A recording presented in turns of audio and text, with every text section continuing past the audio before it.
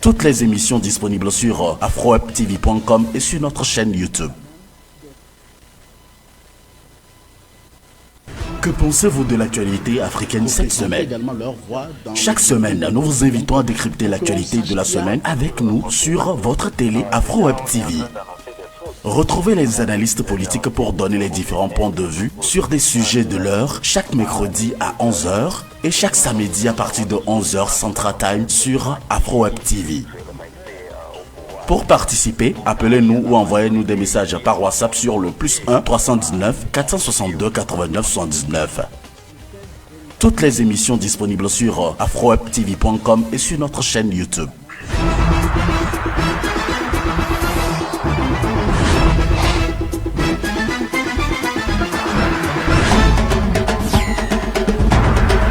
Dernière partie de cette émission à Vie de la Diaspora avec Monsieur Mpapou Yambouam et Monsieur Wadja Gilbert, tous des analystes et acteurs de la société civile qui nous aident pour décrypter l'actualité, ce qui nous amène également en Guinée pour parler de la dissolution de l'opposition. Dans un arrêté ministériel rendu public dans la soirée du lundi 8 août, le ministre guinéen de l'administration du territoire et de la décentralisation, Mori Kondé, a annoncé la dissolution du Front National, du Front National pour la défense de la Constitution, une coalition de partis politiques, de syndicats et d'acteurs de la société civile qui avait organisé partout dans le pays des grandes manifestations contre le tripatouage constitutionnel et le troisième mandat présidentiel. Déchu Alpha Condé 2010 à 2021 et évincé à la suite d'un coup d'état militaire le 5 septembre dernier. Alors, disons, monsieur Mpapou Yambouam, aujourd'hui, ils ont dissous également donc l'opposition guinéenne. Quel est l'avenir politique de la Guinée sans une opposition? D'accord, merci beaucoup. D'abord, je voudrais peut-être qu'on reprécise un certain nombre de choses.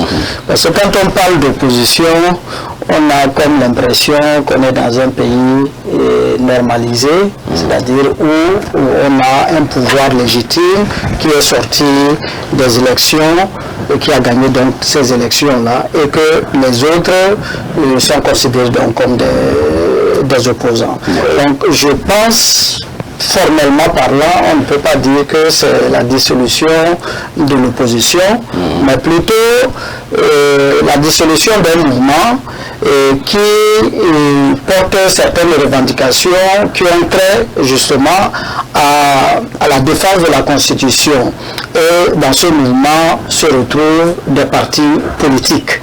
Voilà. Et je crois qu'aujourd'hui, quand vous suivez un peu l'actualité dans ce pays-là,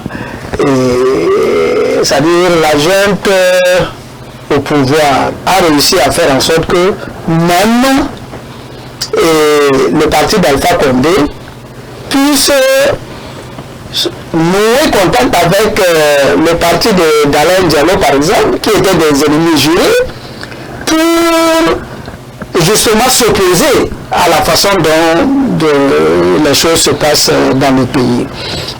Moi, ça m'inquiète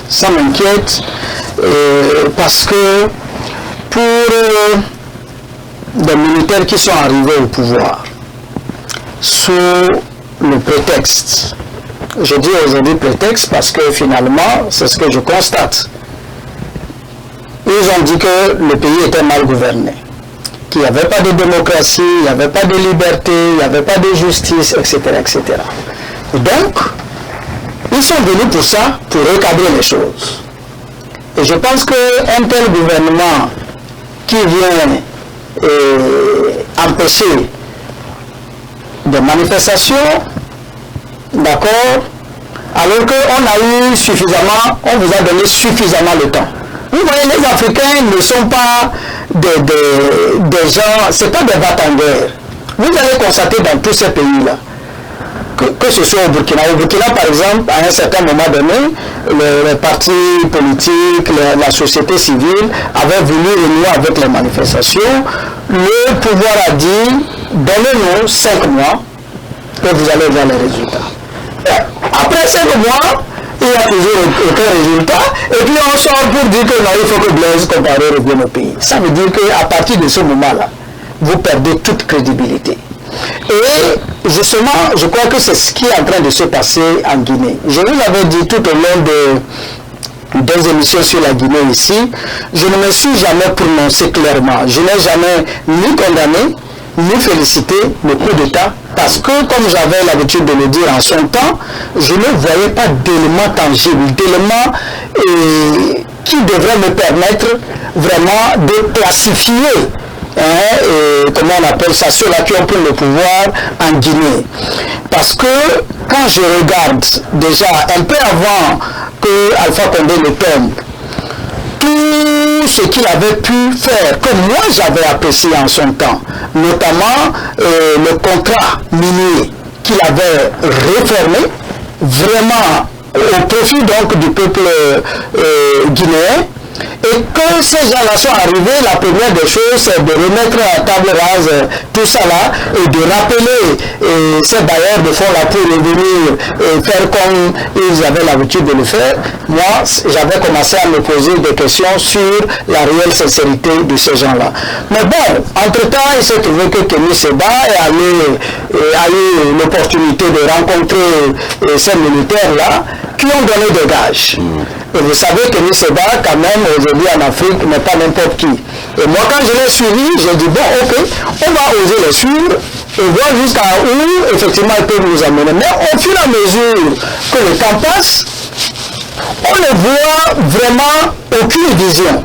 La seule autre action qu'ils ont posée que j'ai appréciée, c'est leur soutien qu'ils ont apporté au Mali, en refusant de fermer la frontière avec le Mali pour les soutenir contre les sanctions de la CEDEAO. Mais en dehors de ça, mais ce qu'ils sont en train de se faire à l'intérieur du pays, tu ne sais pas à quoi ils veulent aboutir. On ne dit pas quand est-ce que les élections vont se passer. Il n'y a aucun agenda clair. Franchement, et quand vous voyez finalement que tous ceux-là qui les avaient supportés, notamment les partis politiques d'opposition, qui les avaient supportés dans leur coup d'État, tous ces partis politiques aujourd'hui ne sont plus d'accord avec eux. Moi, j'ai suivi beaucoup d'émissions où Alain Foucault allait organiser là-bas, oui. Mais les gens ne sont plus d'accord avec leur façon de faire. Au point où même le parti qu'ils ont fait tomber, c'est-à-dire le RPG, que les opposants ont contribué à faire tomber, ils ont renoué contact avec ce parti-là pour faire un front commun contre, effectivement, cette junte militaire. Ça veut dire qu'il y a problème. Il y a péril dans la demeure. Et j'espère, je crois, qu'il y a toujours encore le temps pour que ces gens-là se ressaisissent, parce qu'ils ne peuvent pas faire les choses contre la volonté du peuple. Ils sont venus sur la base de la volonté populaire. Et s'ils veulent aller dans le sens de prendre des décisions qui vont à l'encontre de la volonté populaire, le pays risque de dégringoler. Et l'autre chose que vous allez constater, c'est que vous allez voir que la France, qui a vraiment mauvaise langue sur le Mali, ne le fait jamais sur le Burkina et sur la Guinée. Donc voilà autant d'éléments, moi, qui viennent me faire comprendre qu'il se pourrait que ces militaires-là ne soient pas ceux-là que nous pensons. Et donc, à ce titre, il faut tout simplement les rappeler à la raison. Tout à l'heure, M. Wadja parlait des droits de l'homme dans l'une des parties de cette émission et également, selon l'article 20 de la Déclaration universelle des droits de l'homme, l'article 21 du Pacte international relatif aux droits civils et politiques et l'article 11 de la Charte africaine des droits de l'homme et des peuples dans les articles 34 et alinéa 8 et alinéa 2 de la Charte de la transition guinéenne. Il a écrit beaucoup de choses que je vais résumer juste. Mais est-ce que vous avez eu l'impression, vu juste à la veille donc de tout ça là, il y a des opposants qui étaient arrêtés lors de la manifestation déjà, est-ce que ça a été respecté les droits de l'homme dont vous nous parlez à l'instant? je voudrais dire ceci. D'abord, le fait de priver une personne ou un individu de sa liberté, c'est contre les chartes de droits de l'homme. Et le fait déjà que la junte empêche les Guinéens de s'exprimer ou d'exprimer leur opinion par rapport à un certain fait, c'est contre les droits de l'homme. Puisqu'il s'agit quand même d'une liberté individuelle et que les gens ont le droit d'exprimer quand même ce qu'ils ressentent. Donc, regardez un peu les ajustements de la junte au pouvoir. D'abord, je voulais préciser qu'ils ont fixé un calendrier de 36 mois de transition qui, à mon avis, est trop long pour pouvoir... 36 mois, c'est trop beaucoup pour pouvoir organiser les élections. Et il y a beaucoup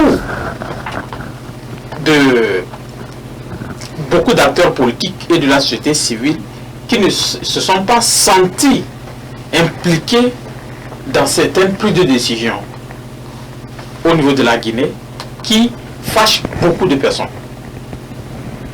On prend une décision, 36 mois, ok, 36 mois sans concrètement présenter un calendrier qui va aboutir à une élection, sans présenter concrètement qu'est-ce qu'il faut faire comme travail jusqu'à épuiser les 36 mois, qu'est-ce qui nécessite une telle durée, on ne le sait pas. Et cela n'a pas été d'abord négocié. Donc ce qui fait qu'aujourd'hui, il y a une coalition maintenant qui se pose à tout ceci.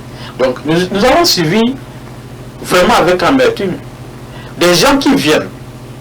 Je me rappelle bien, au premier jour des coups d'État en Guinée, nous avons soutenu le coup d'État, moi personnellement, pour la simple raison que la Constitution avait été modifiée par Alpha Condé pour pouvoir lui permettre de briguer un troisième mandat qui n'était pas inscrit dans la Constitution au préalable.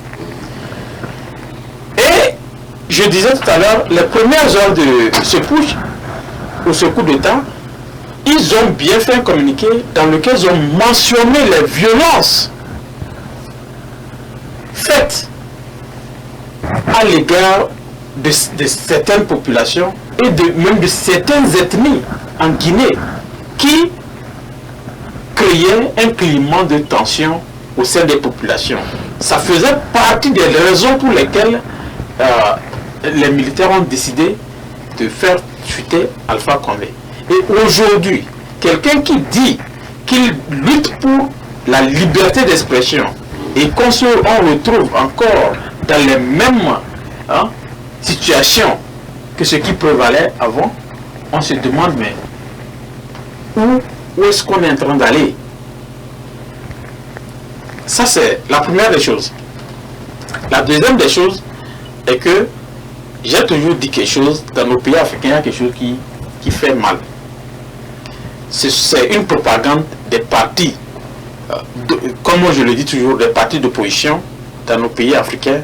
Lorsqu'on n'est pas encore au pouvoir, on fait tellement croire, on donne tellement d'espoir à la population en leur faisant croire que tout est possible en un clin d'œil, qu'au moment où on vient maintenant, on se rend compte qu'on n'est pas en train de faire exactement ce que la population est en train d'attendre et on rend ingouvernable notre présence finalement. Leur présence maintenant, ils ont tellement fait de promesses, de sorte qu'on s'attendait à une amélioration plus nette que ce qui se passe aujourd'hui. Les Guinéens sont dans la rue. Mais ces arrestations dont tu faisais allusion, je dis et je le répète, c'est inhumain, quel qu'en soit le niveau ou la classe ou la place que une personne occupe dans la société, on ne peut pas surgir de force dans les enceintes d'une coalition, arrêter les leaders de cette coalition et les trimballer au sol les jeter dans les véhicules comme des animaux. Ça, c'est contre aussi les droits de l'homme. Donc, il faut quand même que la jeune essaie de revoir. Si on ne peut pas aujourd'hui dire qu'on veut mettre en place un climat d'apaisement politique dans le pays, on a besoin de dialoguer avec les partis politiques et aussi la société civile. Au même moment, on les prive de leur liberté. Ouais. On ne peut pas mener ce dialogue-là. Ouais. Alors, M. Mpapo, que faut-il craindre pour cette dissolution et quelle pourrait être la solution? C'est l'enlisement de la situation. Parce que vous savez, les gens ont toujours pensé qu'il suffit de couper la tête dans les questions d'organisation là, pour que le problème ait été résolu. C'est tout à fait faux. Les gens doivent savoir que si des décennies après, il y a autant de gens qui s'identifient à Thomas Sankara, ils doivent comprendre qu'il ne suffit pas que de leur couper la tête. Donc, il s'agit essentiellement de faire en sorte à faire régner la justice et le droit. Et je crois bien que en tout cas l'actuel président guinéen avait dit que la justice serait la boussole, n'est-ce pas? Alors ça, ce sont ses propres propos. Bon, aujourd'hui, on constate que vraiment, il y a des procédures musclées qui se font contre des gens, et on n'arrive pas à comprendre. Et donc, il risque d'avoir un lisement de la situation socio-politique, et ça, ce ne serait pas bon ni pour le gouvernement de transition, ni pour les Guinéens eux-mêmes. Parce que, vous savez, ça ne fait que régresser nos pays. En principe, lorsque des gens, des citoyens, s'organisent et disent qu'ils ne sont pas contents pour quelque chose, ils font des démarches. Parce que pour organiser une marche là, on ne se lève pas comme ça pour dire voilà, on a choisi telle date. On fait des démarches administratives. D'accord? Donc, pourquoi on fait la démarche administrative? C'est pour faire en sorte que l'autorité connaisse par avance les motivations de votre volonté de manifester. Et que ça lui permet de prendre des mesures conservatoires, notamment de dialogue, de discussion, pour empêcher effectivement que la manifestation se tienne. Voilà comment est-ce qu'il faut comprendre les choses. Mais quand ça se passe comme ça, au lieu de discuter avec les gens pour comprendre c'est quoi leurs craintes, etc., et travailler à les rassurer, on laisse et puis on interdit tout simplement la manifestation parce qu'on pense qu'on a les bras suffisamment musclés. Personne n'est jamais suffisamment fort, plus fort en tout cas qu'un peuple déterminé. Si le peuple guinéen est déterminé, il n'a qu'à savoir que c'est eux qui vont finir par s'en aller, quoi. Donc ça, c'est la deuxième chose. Comment peut-on dissoudre de telles organisations? C'est-à-dire que quand vous avez des mouvements comme le FNDC là, ce n'est pas des choses qu'on peut légalement dissoudre. Parce que ce n'est pas des mouvements qui ont une assise juridique en tant que telle. C'est des organisations, d'accord, de la société civile, de partis politiques et autres là, qui sont légalement installés et qui décident de se mettre ensemble pour porter un combat précis. Donc légalement parlant, prendre une décision là pour dire que vous avez dissous un tel organe, ça n'a pas de sens. C'est comme si vous, en le faisant, c'est justement les partis politiques, les associations et autres là qui sont dedans là, que vous avez dissous. Alors que ce n'est pas possible. Ces gens-là ne se sont pas présentés au nom de leur structure. Donc vous n'avez absolument rien à présenter contre ces structures-là qui composent effectivement le mouvement. C'est l'intérêt du mouvement, ça. lorsque des gens, des partis, des associations et autres là, déjà légalement constitués, se mettent ensemble, ils n'ont même pas besoin d'aller déclarer peut-être auprès de l'administration pour dire que nous voulons exister. Puisque ce n'est pas une structure qui existe légalement. C'est un problème qui veut le régler. Et lorsque la situation est réglée, ils sont libres à tout moment de dire que le mouvement n'existe plus. Donc tout ça là, ça montre que le gouvernement vraiment ne sait pas ce qu'il fait. Et moi je crois que très sincèrement, il va falloir qu'ils revoient leur copie. Et ce n'est pas comme ça que Assimi Goïta se comporte, pour que toute la jeunesse africaine se réfère par rapport à lui. Il y a un combat réel à mener. Et ce combat-là, on n'est pas en train de voir la junte militaire en Guinée le mener. Et donc, ils ne peuvent pas avoir le peuple derrière eux. Et c'est ça la logique. Donc s'ils veulent, ils n'ont qu'à recentrer le combat et voir comment rassurer effectivement les populations plutôt que de vouloir les martyriser. Alors, que faut-il faire pour une sortie de crise très rapide, monsieur? La sortie de crise, c'est une concertation. Pour sortir d'une crise, c'est une concertation d'abord et inclure ou impliquer toutes les parties prenantes. Je parle notamment des partis politiques, des acteurs de la société civile, et ils avaient entre-temps même parlé d'un conseil de sage ou de certains religieux qui étaient aussi, qui représentaient une partie de la société civile quand même, qui étaient dans des concertations pour pouvoir mettre en place un cadre de travail bien précis et préparer une nouvelle constitution en vue d'aller vers les élections. C'est ce qui pose problème aujourd'hui. Donc il faut recréer un cadre de concertation qui va inclure tous ces acteurs-là et pouvoir dialoguer pour que les choses se mettent en place. Comment, mon frère Papou venait de le dire, on dissout la coalition ou le mouvement qui a été mis en place pour lutter pour la constitution. Est-ce qu'aujourd'hui, la junte au pouvoir peut s'assurer que la population ne sortira plus pour manifester? Est-ce qu'on pourra dissoudre, entre guillemets, on pourra dissoudre les manifestations des populations civiles? Il y a une interdiction formelle de... Voilà c'est ce que je dis. C'est ce qui va entraîner, c'est ce qui va entraîner ça va entraîner, comment, j'oublie le terme que je voulais utiliser. Oui, ça va entraîner carrément une révolution.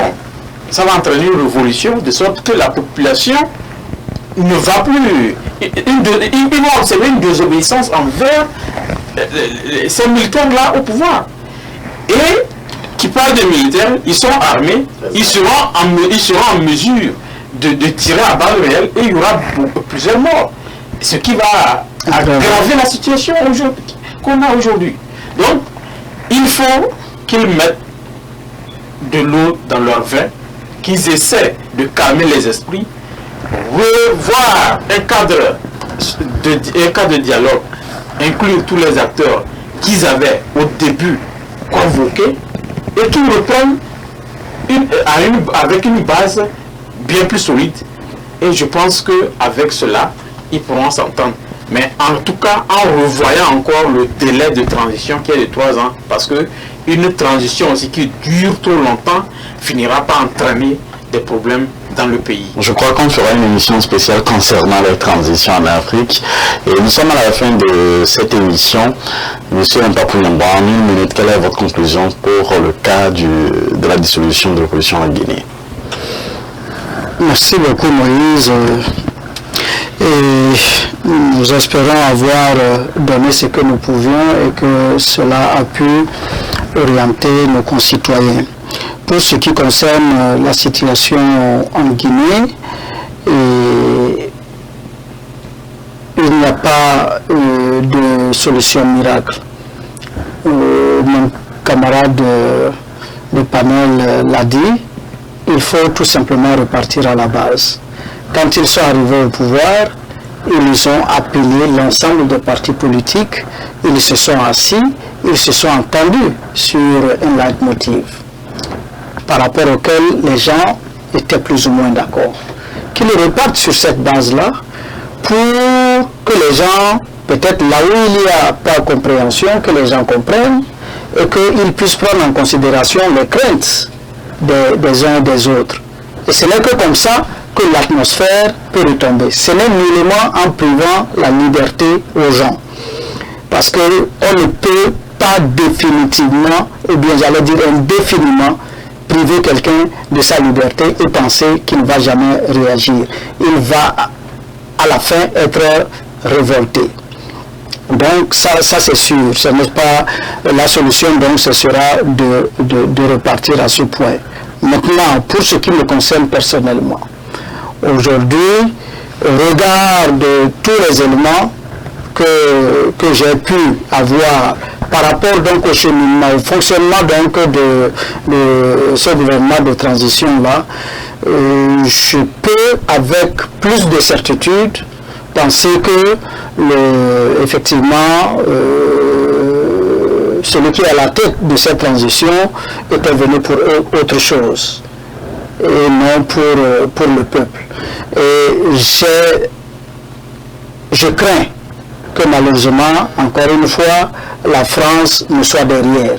Je crains qu'il ne soit juste en train de jouer au jeu de la France.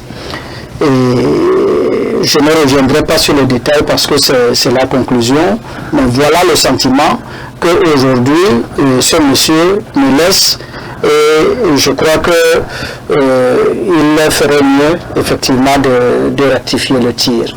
Merci beaucoup. Merci, M. Mpapo. Monsieur Wadja, votre conclusion?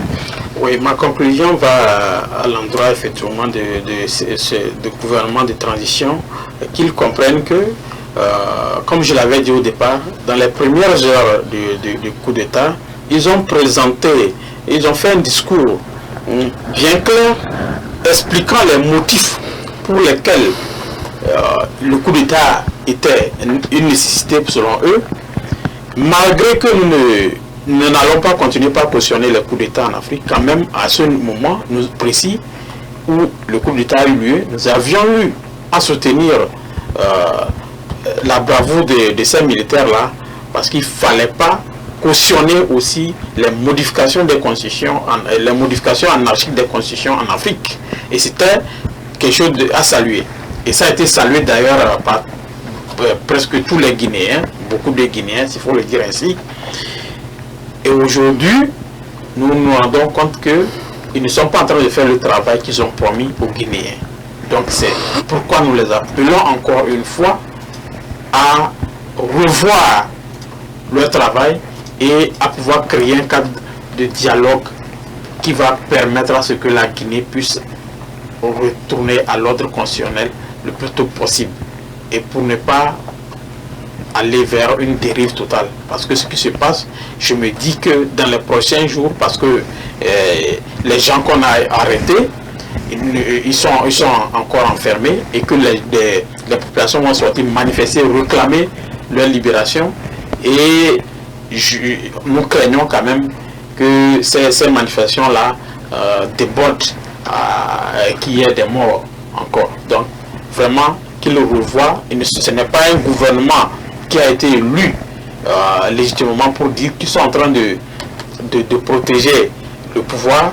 Ils doivent, lorsqu'il y a des mésententes, puisqu'ils ont eu à concerter beaucoup d'acteurs, aujourd'hui, s'il y a une partie de ces acteurs-là qui décident de manifester contre leur agissement, il faut reconvoquer tous les acteurs impliqués et revoir. Nous nous sommes entendus au départ sur certaines choses. Qu'est-ce qui se passe aujourd'hui? On est en train de manifester. Et c'est là qu'on va trouver des solutions aux problèmes guinéens, que de vouloir réprimer les gens avec la violence que nous avons eu à voir. C'est vraiment triste. Et nous n'allons pas cautionner cela. Merci beaucoup. Merci M. Wadja, analyste politique et acteur de la société civile. M. Mpapo Yambouam, acteur de la société civile et analyste analystes politiques. Merci à vous tous qui nous avez suivis. Fin de cette émission Avis de la diaspora. Si vous n'êtes pas encore abonné à notre chaîne YouTube, vous devez le faire en ce moment et activer votre cloche de notification. C'est l'Afrique qui gagne. On se retrouve pour un autre numéro de votre émission Avis de la diaspora. Ciao. Bye. Chaque semaine, la rédaction d'Afro Web TV vous propose un condensé de la